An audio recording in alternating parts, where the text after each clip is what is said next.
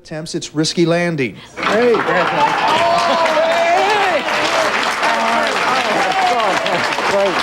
It's down. It's really down. God, we did it. Man, we did it.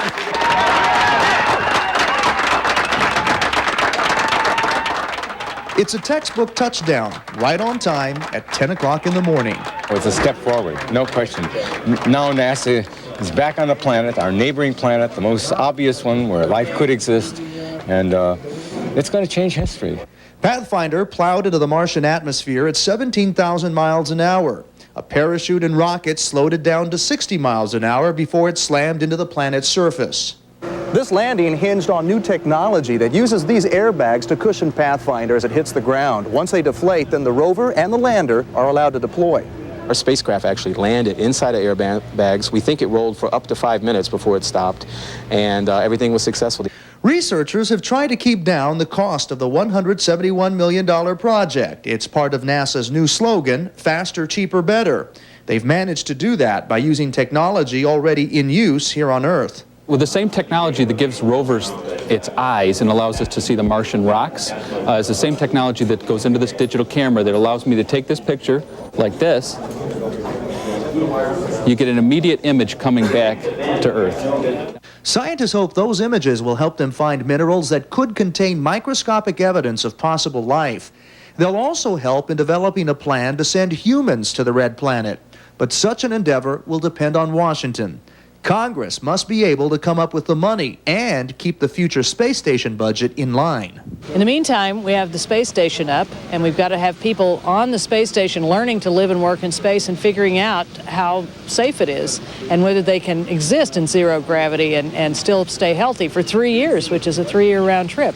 The Pathfinder project is the first of 10 scheduled missions to Mars, and if everything stays on course, scientists say we just may be able to visit our neighbor in person by the year 2014. At the Jet Propulsion Laboratory in Pasadena, Jaime Garza, KCAL 9 News. Pathfinder cost $171 million. That's cheap for space travel, and it's supposed to be followed by other similarly low-cost missions, roughly 2 launches to Mars every 26 months. Well, there is a PlanetFest going on at the Pasidena Convention Center this weekend, and you can guess what is uppermost on the minds of those there: Mars and the Pathfinder mission. Kids and adults watched the Mars images coming in today. They interacted with space displays and spoke with former astronaut Buzz Aldrin. History in the making as we begin to peel back the coverings on knowledge about what our surroundings are like. The PlanetFest will continue at the Pasadena Convention Center through Sunday. And so a historic day as Earth invades Mars, so to speak. The Pathfinder space probe made its unusual bouncing arrival on the red planet. Just hours later, the first spectacular pictures were beamed back to our planet.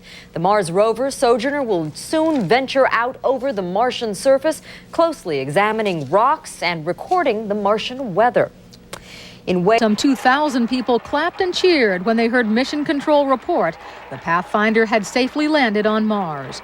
Former astronauts Buzz Aldrin and Story Musgrave helped kick off the event this morning. This was a very popular demonstration here at PlanetFest 97, a camera set up by NASA that detects body heat.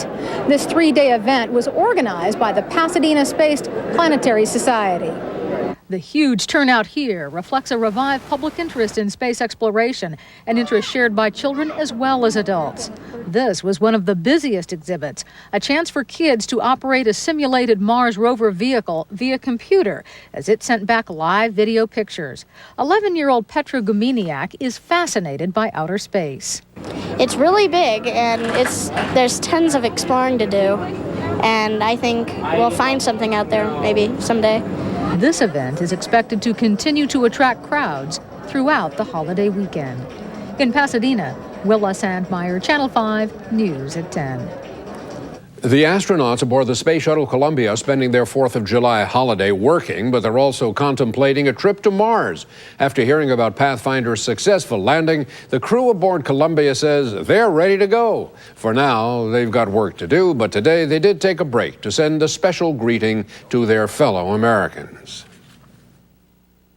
From the crew of STS-94 and for all Americans around the world, Thanks a lot.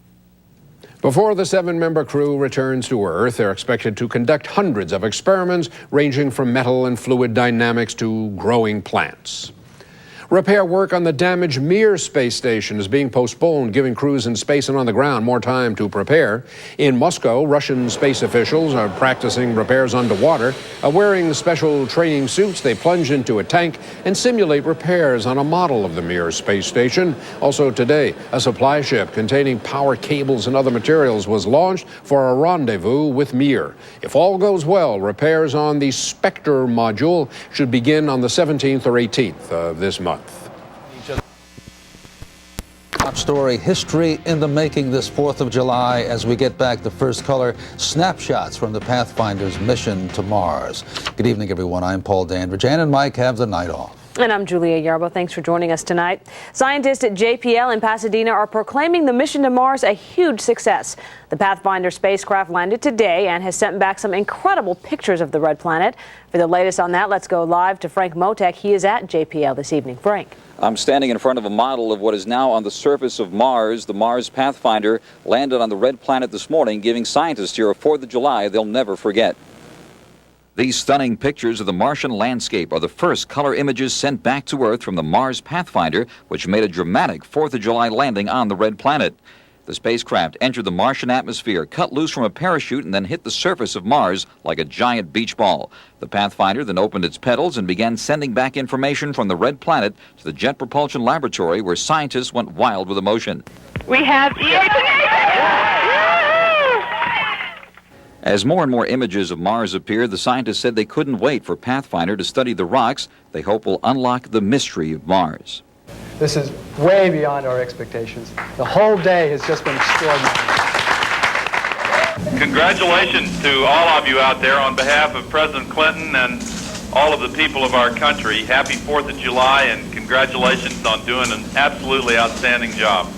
While project managers say everything is going better than planned, the new color pictures showed some of the airbag material bunched up on a ramp that will be used by the Mars rover. And what we're going to do is we're going to lift that pedal up about 45 degrees. And then we're going to turn on the actuator that pulls the airbag, that's retracted the airbags, and we're going to turn that on for about 10 minutes and try to pull that airbag in a little bit more. NASA managers are confident that the Mars rover, or Sojourner as it's called, will clear the ramp and then begin crawling over the surface of the red planet. And they believe the Mars Pathfinder will pave the way for future Mars exploration. Watch out, world. Here comes NASA. Children of America, you're going to have a great future. Thank you very much. Now, if all goes as planned, the Mars rover, the Sojourner as it's called, will roll off the ramp, and if all goes as planned, that rover will make 7 days of observations on the surface of Mars. Reporting live from the Jet Propulsion Laboratory in Pasadena, Frank Motek, CBS 2 News. All right, Frank, thanks a lot. And we are keeping a close eye on the NASA feed from Mars. We'll bring you more pictures a little later in the newscast. And late word tonight, help is now on the way for the damaged Mir space station. A cargo ship carrying electrical cables and other vital repair supplies lifted off from Moscow just hours ago. Mir was damaged 10 days ago in a collision with a cargo ship. his enthusiasm and congratulations. The whole country is just very proud of what you all are doing. The mission's only minor problem. This photo shows an airbag which did not fully retract, causing a delay in the deployment of the rover.